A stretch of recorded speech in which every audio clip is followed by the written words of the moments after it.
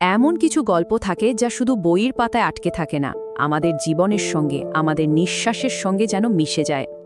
আজ আমরা ঠিক তেমনই একটা অমর পথের সঙ্গী হব, যে পথটা আমাদের নিয়ে যাবে বিভূতিভূষণ বন্দ্যোপাধ্যায়ের সেই কালজয়ী সৃষ্টি পথের পাঁচালীর আশ্চর্য জগতে। তো চলুন এই উপাখ্যানের গভীরে ডুব দেয়া যাক। এটা কিন্তু শুধু কয়েকটা চরিত্রের গল্প নয়, এই গল্প আসলে গ্রাম বাংলার সেই হারিয়ে যাওয়া শৈশবের, অফুরন্ত স্বপ্নের আর কঠিন বাস্তবতার এক জীবন্ত দলিল।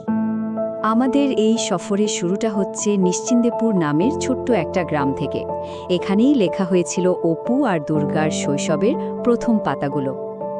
নিশ্চিন্দিপুর নামটা শুনলেই কেমন একটা শান্ত স্নিগ্ধ ছবি চোখে ভাসে, তাই না? কিন্তু এই গ্রামটা শুধু একটা ভৌগোলিক জায়গা নয়, এটা গল্পেরই একটা জীবন্ত চরিত্র।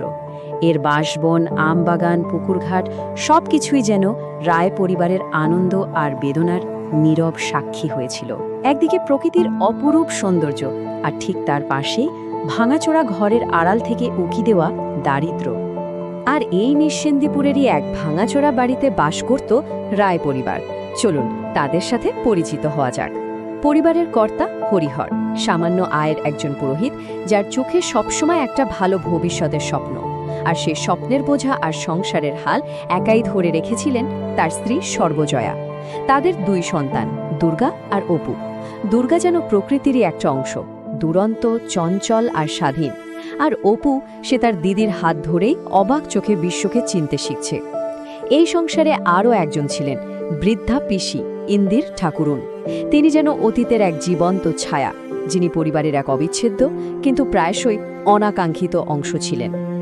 ওদের শৈশবে হয়তো অনেক কিছুই ছিল না, কিন্তু আনন্দের কোনো কমতি ছিল না। দিদি ভাইয়ের লুকোচুরি খেলা, কাঁচা আম আর কুলের আচার চুরি করে খাওয়া, পুতুলের বিয়ে দেওয়া। আর সবচেয়ে বড় আকর্ষণ কি ছিল জানেন? ওই যে দূরে মাঠের ওপার দিয়ে যাওয়া রেলগাড়ি। অপু অবাক হয়ে ভাবত, এই লোহার রাস্তাটা কোথায় গিয়ে শেষ হয়েছে। এই ছোট ছোট আনন্দগুলোই ছিল ওদের জীবনের সবচেয়ে বড় সম্পদ। গল্পের এই শান্ত স্রোতে প্রথম বড় ধাক্কাটা আসে ইন্দির ঠাকুরুনের জীবনের করুণ পরিণতির মধ্যে দিয়ে। এই চরিত্রটা আমাদের মনের গভীরে একটা দীর্ঘশ্বাস ফেলে যায়। ইন্দির ঠাকুরুন ছিলেন অনেকটা হেঁটে চলা অতীতের মতো। অপু আর দুর্গার কাছে তিনি ছিলেন রূপকথার এক অফুরন্ত ভাণ্ডার, কিন্তু সংসারের চাপে পিষ্ট সর্বজয়ার চোখে তিনি ছিলেন এক অসহনীয় বোঝা। এই টানাপোড়েনই এক করুণ রূপ নেয় যখন সামান্য একটা পুতির মালা চুরির অভিযোগে তাকে বাড়ি থেকে বের করে দেওয়া হয়। কেউ টেরও পেল না কখন একটা জীবন নিঃশব্দে ফুরিয়ে গেল। অপু আর দুর্গা যখন তাকে খুঁজে পেল, তখন সব শেষ। বাঁশবনের নিস্তব্ধতায় তিনি একা একা চলে গেছেন।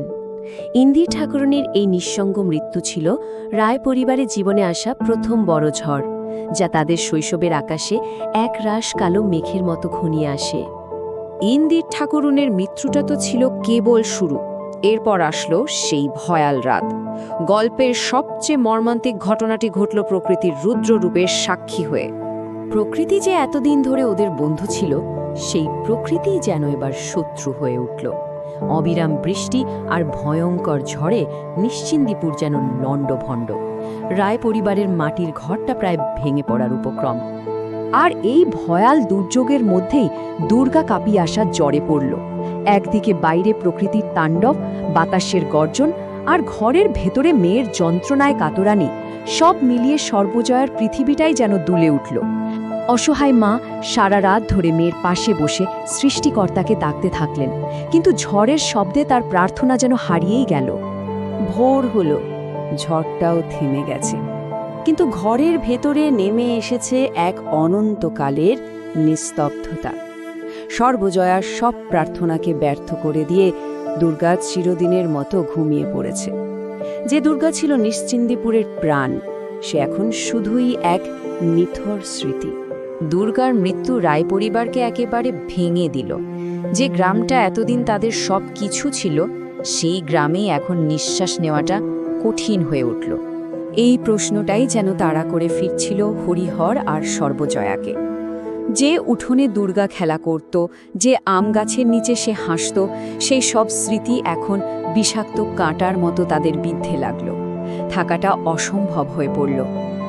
আর ঠিক তখনই বাড়ি ছাড়ার আগ মুহূর্তে অপু খুঁজে পায় দিদির লুকিয়ে রাখা সম্পদ, একটা ছোট্ট কৌটো। তার ভেতরে কি ছিল? শুকনো ফুল, ফলের বিচি, আর তার সাথে ছিল সেই ছোট্ট পুঁতির মালাটা, যার জন্য দিদিকে চুরির অপবাদ সইতে হয়েছিল। এই আবিষ্কারটা যেন অপুর ছোট্ট পৃথিবীর ভিড়টাই নাড়িয়ে দেয়। কি নির্মম, তাই না? যে মেয়েটা এই সামান্য জিনিসগুলো পেয়ে এত আনন্দ পেত, তাকেই কেনা চুরির অপবাদ সইতে হয়েছে। অপু আর এক মুহূর্তও অপেক্ষা করে না।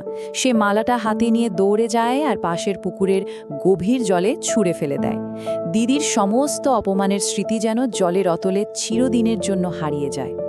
পরিবারের এই গ্রাম ছাড়ার ঘটনাটা শুধু এক জায়গা থেকে অন্য জায়গায় যাওয়া ছিল না, এটা ছিল অপুর জীবনের এক নতুন অধ্যায়ের শুরু। এখানেই নিশ্চিন্দিপুরের অপুর শৈশবের শেষ হয়, আর শুরু হয় পথের অপুর যাত্রা। যে অপু এতদিন দিদির আঁচল ধরে গ্রামময় ঘুরে বেড়াতো, সে এখন একাই এক বিশাল অজানা পৃথিবীর মুখোমুখি। তার সরল শৈশবটা পিছনে পড়ে রইল, আর সামনে খুলে গেল এক অন্তহীন পথ। শেষ দৃশ্যটা আমাদের চোখে ভাসে। একটা গরুর গাড়ি ক্যাচ ক্যাচ শব্দ করে এগিয়ে চলেছে। রায় পরিবার তাদের পূর্বপুরুষের ভিটে মাটি ছেড়ে এক অজানার উদ্দেশ্যে পাড়ি দিচ্ছে। গাড়ি যত এগোচ্ছে, নিশ্চিন্দিপুরের চেনা পথ, গাছপালা, বাঁশবন সবকিছু ধীরে ধীরে ঝাপসা হয়ে আসছে। পিছনে পড়ে থাকছে শুধু অজস্র স্মৃতি। এই প্রশ্নটাই যেন পুরো উপন্যাসের মূল সুর।